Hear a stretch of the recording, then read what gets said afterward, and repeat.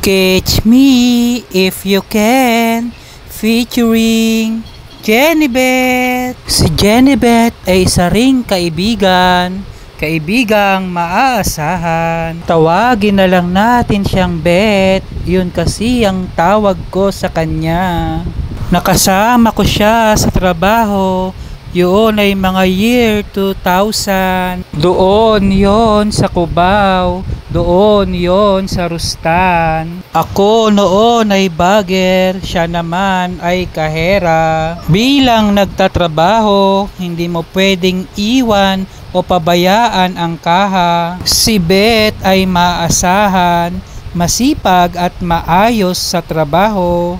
Hindi mo may isahan o maloloko, kaya ang kaha ay laging eksakto. Hindi pa po tapos, follow me for more.